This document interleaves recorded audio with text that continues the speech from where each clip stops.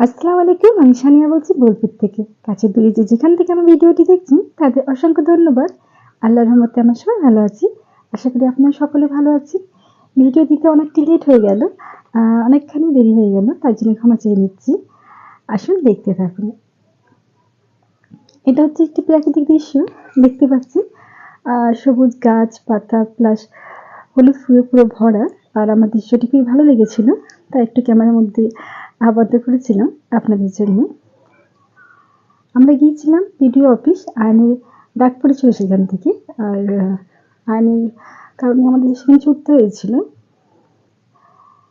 আসুন সামনে এখন দেখাচ্ছি অফিসের কিছু মুহূর্ত। আর এটি ছিল আমাদের শান্তিনিকেতনের কিছুটা এলাকা।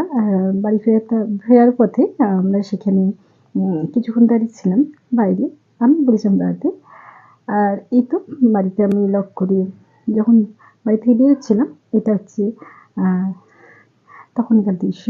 এই তো আয়ান দাঁড়িয়ে আছে। আর সেদিন প্রচণ্ড গরম ছিল। আর আমরা ওই গরমের মধ্যে আমার যেতে হয়েছিল। সরি। এই তো আয়ান ওখানে কিছু ডকুমেন্টসের মধ্যে ওকে সই করেছিলেন। আর এই তো আয়ন এখানে সই করছে, নিজের নাম লিখছে। আর তার জন্য আলহামদুলিল্লাহ। এমন এক সময় ছিল যখন এটা ভাবনাও আমার কাছে খুবই কি বলবো স্বপ্নের ব্যাপার ছিল যে আমার বাচ্চা কখনো নিজে সই করতে পারবে, পেন ধরতে পারবে।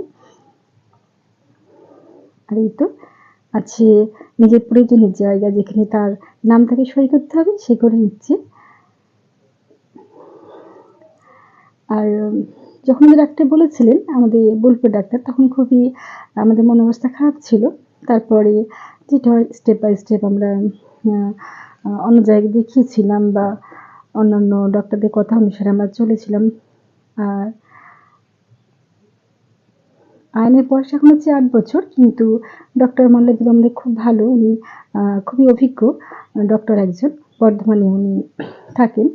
আর উনি ট্রিটমেন্টও করেন খুব ভালো। উনি বলেছিলেন যে এই বাচ্চার 8 বছর বয়স হতে 8 বছর বয়স যখন হবে তখন 4 বছর ধরতে হবে, বা যখন যেটা বয়স থাকে তাকে সবসময় 4 বছর কমিয়ে ধরতে হবে। তো চলছে জীবন এভাবে, আমাদের মতো মায়েদের জীবন।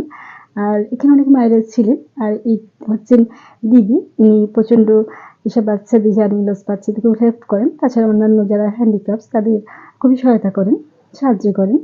এই তো অফিসের ভিতরের মধ্যে, এটা ভিতরে অফিসের যে সমস্ত বিল্ডিংগুলো আছে সেগুলি। আর প্রচণ্ড রোদের কারণে বাইরে তেমন কেউ ছিলেন না, কারণ প্রচণ্ড রোদ ছিল সেদিন। আমি ডেটটা ঠিক বলতে পারছি না, আর হট করে আমার মনে পড়ছে না। যাই হোক, আর যদি আমার ভিডিওটি ভালো লেগে থাকে প্লিজ ভিডিওটিকে লাইক দেবেন। আর যারা আমার চ্যানেল নতুন আছেন তারা চ্যানেলটি সাবস্ক্রাইব করবেন। আর এইসব এইসব কাজের জন্য আইনকে নিয়ে একটু চর্চা করতে হয় বেশি। আর এখন হয়তো সামনে আপনি দেখতে পাবেন আর অনেক ব্যাপার আছে যেগুলো এখন থেকে বলছি না, আশা করি ভিডিওর মাধ্যমে আপনি দেখতে পাবেন। তো ছোটাছুটি বেশি করতেই হবে। হ্যাঁ না, আগে বলে ফেলেছে আমার সময় না থাকলে তুমি একাই তাকে নিয়ে যেও। তো আমার তো মায়েদের এটাই বলতে চাই যে অনেকে আমাকে বলেছে, আমার অভিজ্ঞতা হয়েছে, সেখানে বলছি যে অনেক মানুষ আছে যারা হেল্প তো অনেক দূরে থাক, তারা হয়তো এসব বাচ্চাদের জন্য কথা ভেবে নিজের সময় নষ্ট করতে চাইবে না। ওনারা হয়তো বিভ্রান্তিতে আপনাকে নানারকম কথা বলে বিভ্রান্তিতে ফেলবে। তো তাদের কথা শুনে পিছিয়ে চললে চলবে না। আমাদের মতো মায়েদের বা বাবাদেরও বলছি, বেশিরভাগ মায়েরা বাচ্চাদের নিয়ে সময় অতিবাহিত করে, তাই মায়েদের জন্য স্পেশালভাবে বলছি যে আমাদের যেমন এরকম বাচ্চা আছে তেমন মানুষের সব কিছু কথাকে হজম করে চলতে হবে। এটা ছিল শান্তিনিকেতনের কিছুটা কিছুটা জায়গা, এলাকা যাকে বলা হয়।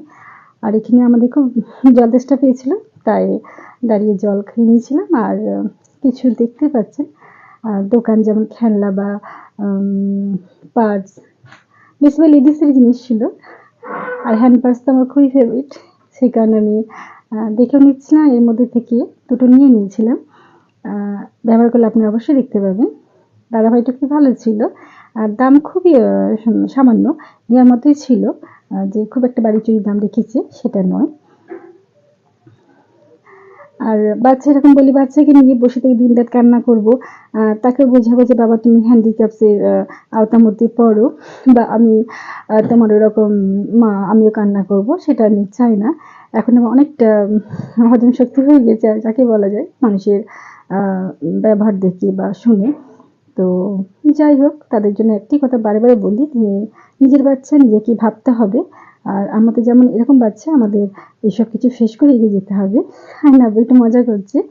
তারপর আমি বিশ্বভারতী চলে এসেছিলাম। আমার এখানে ছোট মেয়ে পড়াশোনা করে। কয়েক বছর আছে কিন্তু দুর্ভাগ্যবশত দেখা হয়নি। আর এই যে তার সাথে দেখা করে কথা বলে নিয়েছিলাম। আর যদি ভিডিওটি ভালো লাগে প্লিজ ভিডিওটি লাইক করবেন। আজকে এই পর্যন্ত।